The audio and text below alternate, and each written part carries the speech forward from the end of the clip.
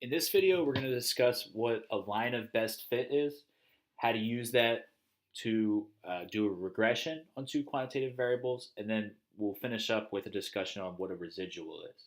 So first things first, in order to do a regression, in order to be able to draw a line of best fit, you have to have a strong relationship. You have to have a relationship that that's strong enough that you would use to predict. Okay, and if you watch the previous video, we had two relationships: the price versus the MPG of a car, and then the weight versus the MPG of a car. And as you can see, even if you didn't watch the last video, it looks a lot stronger, a lot more predictable, and a lot more reliable, this scatter plot over here to the right versus the one over here to the left. So I would be hesitant to use a regression and a line of best fit for this one over here. So I'm going to scrap it for now. We're not even going to look at it. But let's look at this one over here. Let's just delete this one to get it out of the way. And then let's look at this one and try and see if we can do a regression on this scatter plot. So what is regression? Okay, regression is when we take a line, we try and draw it as best as we can, okay, through each point on a scatter plot. I always call these regression lines, the way I like to think of it is like a CEO, right, or a manager of a company, okay, and your scatter plot are all the different hats that that CEO wears. Maybe it's accounting, maybe it's marketing, maybe it's human resources, customer service, innovation. I mean, there's all these different things that the CEO kind of has to keep his or her hands on as manager of that company. Um, it doesn't have enough. That CEO is not going to have enough time in the day to be on top of every single part of that corporation. Okay, but it's that CEO's job. It's her job to be as close as she can to each part of the operation of that business, right? So you'll see that here's the best I can do. You know, as CEO of this company, here's as best I can place myself to tend to everybody's needs. Okay, so you can see that the CEO in this case is a little bit closer to some of these points versus some of the others. But again, such is life. That's the way it's going to be. All right. So the first rule with regression is when we use it to predict, it's not always going to be accurate, right? Just like a CEO is not always going to have the pulse on a certain department in her company. It's the same concept here, where again we can use regression to predict, but just do so even with a strong relationship. Just do so with hesitation because it's not always going to be perfect. Okay, so with that being said, we drew the line in, and again, the software is great to create that. You don't have to think about trying to draw this line in between points and estimate it. You don't have to think about taking a ruler out to draw it. It's there, right there for you. Okay, and then again, we're going to use this line to predict values in case we could use this for any car, any automobile. So before we even come up with the equation, I'm going to show you that in a minute. Let's just trace along this line, okay?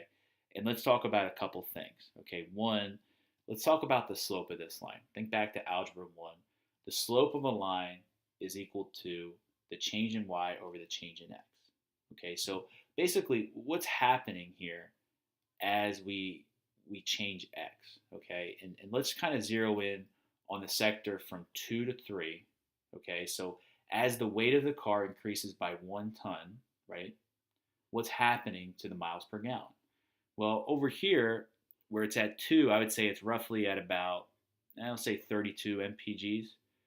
And over here, we'd say it's maybe around 25, maybe 24. It's a little bit below the halfway point. So we went from 32 mpgs to roughly 24 mpgs, and that all happened in the span of increasing it by 1 ton. So I would say my slope here in this case, as a car increases by 1 ton, on average, miles per gallon is going to go down by 32 minus 24 by 8 miles per gallon. Okay, I just did half of the prediction right there. Okay, the other part of it is where the y-axis, where the y-intercept, would be. Okay, and it's tough to tell from this scatter plot because we don't actually see where this x-axis is 0, right? If we were to kind of space this out, you know, this might be 1.5 over here, 1 might be over here, 0.5. 0 is going to be all the way back here. So our scatter plot kind of cuts it off, okay? But we could still use this grid line to predict certain values. So for example, if I asked you, if I know the weight of a car is 3 tons, what can I say its miles per gallon is going to be? And I can just draw this right up to the line. All right, and again, I think we used to predict, we said it was about 24. So again, given this regression, if the weight of a car is 3 tons, I would say the MPG is 24 miles per gallon. Now, again, I'm doing all of this without even an equation. So enough talk, let's get that equation. We're going to click on the 3 dots over here. We're going to go to Edit Chart. We're going to go over to Customize, just like we did for the R squared value. We're going to go down to Series. And we already have trend line checked off, but we don't have a label for it. See this option down here for label? Right now it just says Custom. Click on the drop down, and I want you to click on Use Equation. Okay, and then you'll notice it kind of went pretty quick there, but it should have switched it around a little bit. And let me try and zoom in on it. Let's get out of this for now. And I want to zoom in on this equation so we can see it a little bit better. All right, here we go. Negative 8.37 times x plus 48.8. Okay. Remember that slope we talked about? As the car increases by 1 ton, we said the miles per gallon went down 8 miles per gallon. Well, guess what? We were pretty darn close with that estimation, right? Our slope here is 8.37, or negative 8.37, I should say. Our y-intercept in this case is 48.8, okay? Oftentimes in regression, your y-intercept doesn't make sense. The slope will make a lot of sense, but the y-intercept doesn't make sense. It's not practical, okay? Because think about it. The y-intercept is where the x value is 0. So what this is telling me is that if I have a car that weighs nothing, which doesn't exist, the miles per gallon would be 48.8 mpg. Okay, I can't have nothing, obviously. So it's just used as a way to space out the equation. I think of it as like a spacer. Okay, it doesn't serve a practical purpose, but it's going to give your equation a little bit of depth, so to speak. Okay, so let's use this equation now, and we're going to round this. Let's say we just make this negative 8x. Let's make this number 49, just to make our lives a little bit simpler. So I'm going to zoom out, and again, we're going to say our equation. I'm going to type it over here to the left.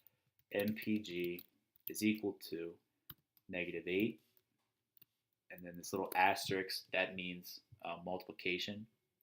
Now, in your regression, it says times x. I'm going to replace that with weight. Okay, equals negative 8 times the weight, and then plus, again, we'll just make this 49 to make our lives a little bit easier. So I can use this equation for any weight, 0 all the way up through, let's say it was 8 tons, okay? I want to try and figure out, I want to answer this question here. We'll say, what is the MPG for a car that weighs 3.6 tons? Okay, the reason I use 3.6 is because 3.6 doesn't have a clear, we'll call it a clear notch on this x-axis, right? It's a lot easier to estimate with 3.5, with 4, with 3. In fact, for those values, I wouldn't use the equation. I would just go back to the scatter plot and try and estimate it that way. 3.6 is somewhere right about here. And again, I could still estimate it. I'm going to say it's about 19, give or take, maybe 18, 19. All right. But let's actually try and figure it out and see what we get. Okay, so what I would do is plug in this 3.6 for weight. So it would look like this. MPG is equal to negative 8 times 3.6 plus 49. All right, and if I do this, again, this will give me my answer. Okay, so let's do this real quick. I'm going to use my calculator over here on my phone. So we have 8 times, or negative 8 times 3.6. I get negative 28.8. So we're looking at negative 28.8, and then plus 49, and I get an answer of 20.2. So again, to answer my question, the MPG for a car that weighs 3.6 tons is 20.2 miles per gallon. Okay, that's our regression. We just did a regression there for a weight of 3.6 tons. Okay. Now, what's the residual? Okay. The residual is the difference that the actual car is versus what it would be on the line. Okay, so another way to think about it, if that confused you, it's the visual space from the point up to the line. Okay, it's based, think of it like the error, right? If the error, like I mentioned earlier, that CEO is not always going to be able to be right on top of every single point, but we're okay with that, okay, because we know the estimate's not going to be perfect. Okay, so for example, this point that I'm at right now, that residual looks to be about, we'll say maybe 2 miles per gallon, whereas this point over here, the residual would be nothing. Okay, the residual over here, that might be, we'll say maybe 3 miles per gallon, maybe 4 miles per gallon. Okay, this is another big one over here from this point up. I'd say is about 6 miles per gallon. All right. But then you do have points along the line here, here, here, here, here. Here the residual might be like a half of a mile per gallon, but it's not much. Okay, so that residual is, again, it's the space from the point to the regression line. It's a measure of how accurate your regression is. Okay, so let's click on a point here. In fact, let's see if we can get one that was 3.6. Okay, so here we go. This point right here was 3.6, and the miles per gallon, the actual car was 18.6. So to calculate our residual, I would take the 20.2 that we got from answering our question. This is our estimate. Okay, another way to think about it is it's the estimate minus the actual. So our estimate, in this case is 20.2. Our actual, let me go back to it real quick, was 18.6. So we're going to do 18.6 here. And again, 20.2 minus 18.6 should give me 1.6.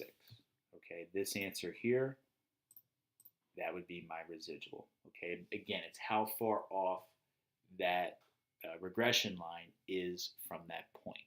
Okay, why do we look at residuals? Well, we want to look at residuals to see how accurate a regression line is. If we see too many residuals that are too high, then it's going to not be the best thing to do. Okay. The last thing I do want to talk about, and not something entirely important, to this concept. If you understand everything we've talked about up to this point, you should be in good shape. I want to talk about this practice called extrapolation. And I want to make sure I spell it right before we talk about it. Okay, extrapolation. I want you to think about that word, to extrapolate something. Okay, especially the root of that word, ext, exterior. Think of something on the outside. Okay, extrapolation is the practice of using a regression model and applying it to predicting something that would happen outside the range of your regression. All right. For example, every single data point that we have on this scatter plot, the weight of those cars, I would say, is anywhere from 1.5 tons all the way up to, just to be safe, what's this one over here?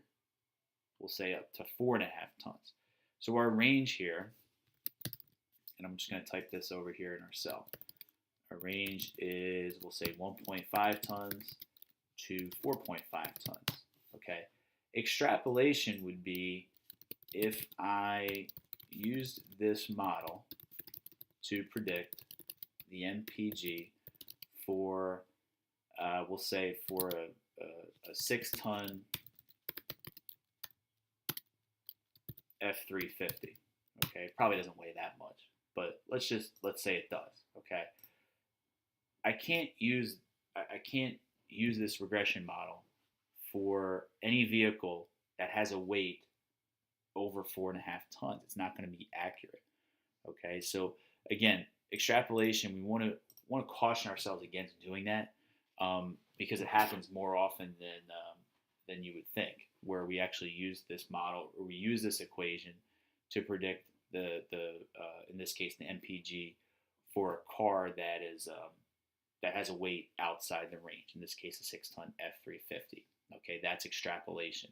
We want to limit ourselves to interpolation, right? If we interpolate, we're using values in between 1.5 and 4.5 tons.